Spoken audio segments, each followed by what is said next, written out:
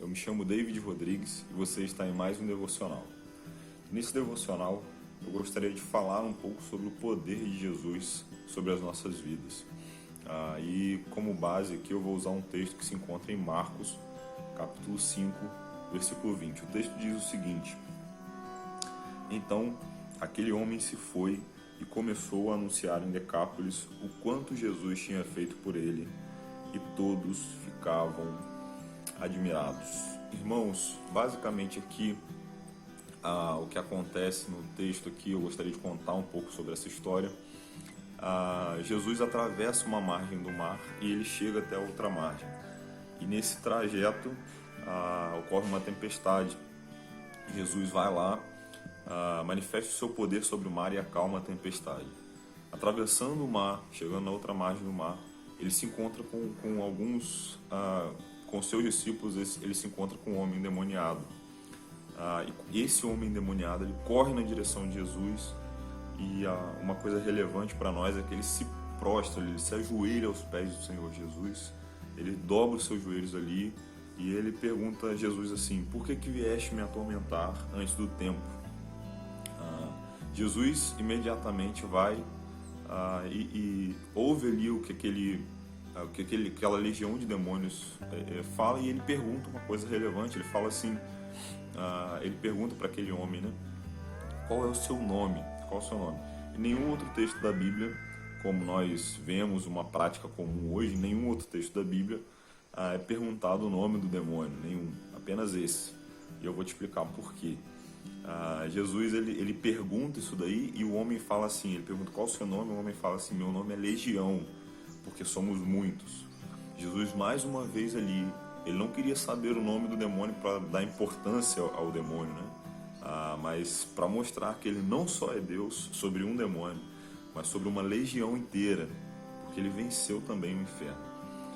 Pouco mais depois aqui, irmãos, depois disso daqui que eu contei, Jesus vai e expulsa o demônio desse homem. Esse homem agora está são, salvo, em perfeito estado, e Jesus manda para uma manada de porcos que está próximo ali, e aquele homem não quer sair dali de jeito nenhum. Ele pede assim: então, já que você vai me expulsar aqui, os demônios, né, ele fala assim: então me mande para a manada de porcos. E aí Jesus vai e expulsa e manda para a manada de porcos.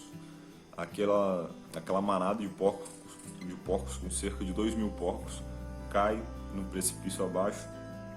Esses porcos morrem, e esse era o tipo de economia da cidade.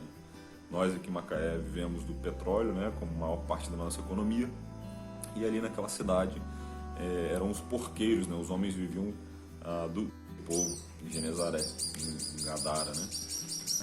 E interessante sobre isso tudo aqui é que Jesus expulsa isso daí. O povo olha, por exemplo, para o homem são, para o homem que está em perfeito estado ali agora, não endemoniado mais, e eles prestam atenção na manada de porcos. A manada de porcos cai ali, e os homens chegam e expulsam Jesus, pedem para que Jesus vá embora da cidade. Irmãos, algumas coisas são relevantes para nós aqui, tá? Jesus não entra na porta da cidade, ele não entra.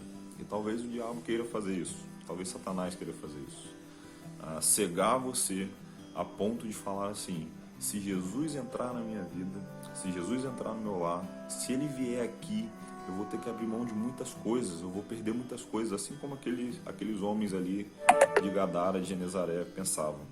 Eu vou perder muitas coisas, afinal, Jesus veio para cá e ele não entrou, ele só chegou na porta, e nós perdemos 2.000 porcos. Talvez Satanás faça com que você pense assim. Mas se Jesus entrar, de fato, na cidade, ele vai transformar a vida, assim como ele transformou a vida daquele homem. Pode ser que algumas coisas sejam perdidas, pode ser sim. Pode ser que pecados, por exemplo, eles deixem de ser pecados ocultos, e eles virem pecados reais, eles virem pecados que as pessoas vejam. Por quê? Porque Jesus entrou ali, e onde ele entra não existe mais sujeira, não existe mais coisas ocultas. Ele entra e ele muda completamente, né? Mas uma última coisa que eu queria falar para vocês é que essa história, quando Jesus está indo embora aqui, e no versículo 20, né, mostra para nós, é que parece para nós que essa história tem um final ruim. Tem um final ruim.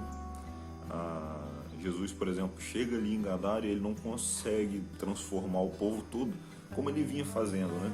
Como a multidão vinha seguindo, como Jesus vinha fazendo. Ele não consegue, por exemplo, parece para nós aqui que Jesus não consegue transformar a vida daquele povo. Mas uma coisa muito relevante para nós, irmãos: Jesus transforma a vida daquele homem. E parece para nós aqui que alguma coisa deu errado, né? Mas eu queria compartilhar um texto com vocês que se encontra lá em Marcos 7, versículo 31. Diz assim o texto de Marcos 7, versículo 31 em diante, né? Eu vou ler aqui só o finalzinho aqui, mas eu só queria ler esse versículo 31, é a cura de um surdo e gago. A seguir, Jesus saiu dos arredores de Tiro, atravessou Sidom até o mar da Galileia e a região de Decápolis. Capítulo 7, versículo 31. O período temporal desses textos aqui é cerca de 2 anos, irmãos. Cerca de 2 anos. Não sei se vocês perceberam, mas é a mesma região, a mesma cidade daquele homem, ou daquele homem que estava endemoniado por uma legião.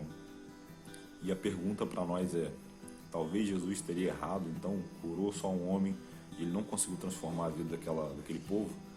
O texto responde para nós. Cerca de 2 anos depois, Jesus volta em Decápolis e agora ele não é mais expulso, mas ele é bem recebido. Por quê? Por que será?